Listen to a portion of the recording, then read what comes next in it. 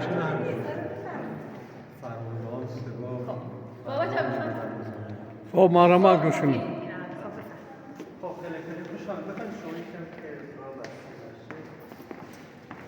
این حمام حدود 420 سال پیش توسط گنجلی خان از حاکمان کرمان تو دوره صفویه ساخته شد و احداث شد. هر کدوم از این حمام 5 بخشه. اون قسمتی که وارد شدید سرسراست، بعد حالا راهرو میشه یا این دالان هم از قدیم کلا تاریک بوده. علت تاریکیش هم اینه هر قسمت، حالا من این توضیح بدم، حمام گنجلی خان بر اساس یک آیه قرآن یا قصص قرآن یا احادیث بوده. حالا غیر از بحث‌های فنی و مهندسیش که جای خودش بوده. این دالان به خاطر این بوده که هوای گرم داخل مجموعه به بیرون درز پیدا نکنه و اینکه کسی که از بالا رد میشه به قول من دیدی داخل همون نداشته باشه. مبحث بعدش هم بر اساس آیه قرآن حالا تاریک که بوده یخرج من الظلمات الی نور، یعنی از تاریکی به سمت نور پاکی بیاد. این سنگ مرمر هم که می‌بینید حکاکی‌های همون دوره است که شما برای اینکه از حمام خارج میشید دیدی از حمام وقتی میان یه حالت نشاطی داره دیگه. مراحل پرواز مرغ دریایی نشون میده، یعنی که جسم تو روح تو رو آزاد شده، یعنی از اون پلیدی، از اون کثیفی، از اون سیاهی پاک شده. این سنگ از اون ور سیاهه، از این ور روشنه که روش حکاکی قرار داره. بقیه قسمت ها اینجا که میبینید 6 حجره است که هر گروهی توی حالا حجره خودش می‌نشسته. البته به این صورت نبوده که مثلا نظام طبقاتی باشه. اصلا نظام طبقاتی نبوده. اینا همه به هم راه داره.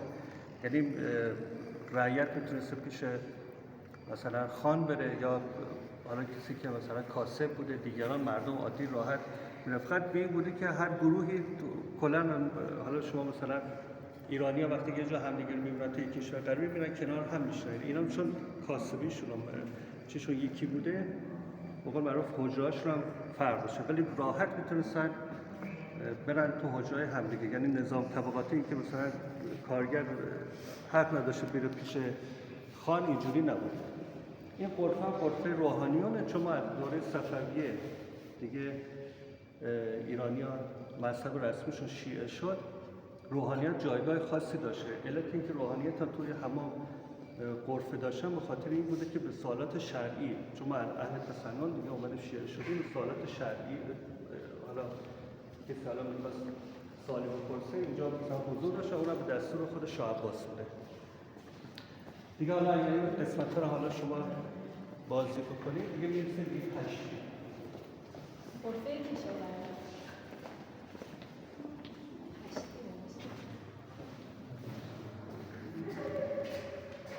این حاشیه در واقع کار همون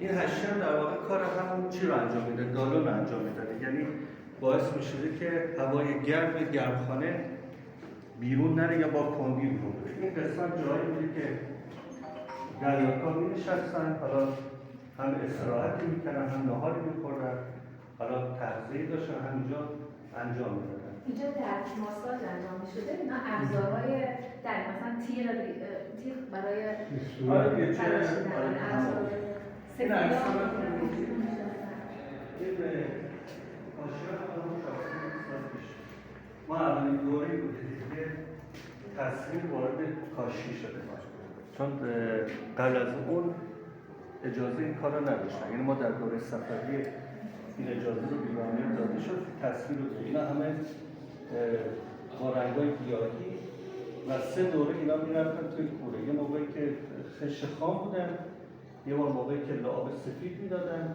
یه بار موقعی که نقش و نگارشون میرفته. حالا خیلی اگه حساسیت داشتن برای هر رنگ هم دوباره میبرن داخل. مثلا اگر رنگ آبی میدادن یا هر رنگ دیگه که میدادن دوباره برای هر رنگ هم میبرن تو کوره. ولی در کل بعد از رنگ‌آمیزی یک بار برای همین 400 سفید رطوبت می‌مونه. آره این پایین‌ها ریختن اینا همین.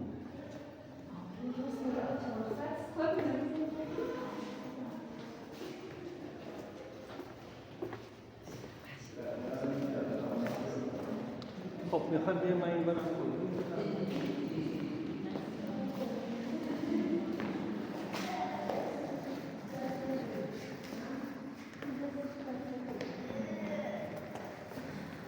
خب اینجا دو تا حوض میبینید یا دو تا استخر. اینا استخرهای آب سرد بودن. الان هم شما وقتی میرید توی استخرها مثلا یه جا حالا جکوزی از آب گرم هسته یه استخر آب سرد هم میذاشتن. این برای شنا کردن به یه کسی که میخواسته از آب سرد استفاده کنه یا میخواستن آب سرد با آب گرم داخل خزینه ترکیب کنن. از اینجا خزینه است در واقع. خزینه بکنن. اون بره؟ آره. اون سمت هم یه شیر میبینید. حالا ما ایرانی هنوز میگیم برو از سر شیر آب بیار. این شیره هر جا آب پاکی میومد، حالا آب چشمه بوده، قنات بوده، از این یه سر شیر میذاشت. شیرم بود سر شیر.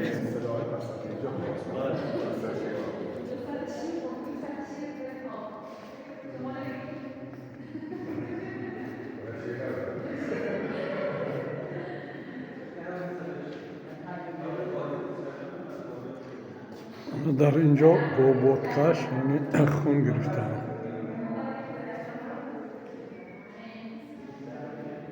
داخل همون بختیار بینید اینجا چقدر پسر خون میگرفت. آقای دکتر توحیدی اینجا داره حجامت میکنه، حجامت طب ایرانی که با این بادکش میکنه و بعد از اون تیغ میزنه. حجامت آره حجامت. آقای دکتر اینجا هم هست، بیاید اینجا. یا حالا میخوام میگه امیری امروز بیام من حجامت کنم ببینیم. دیده؟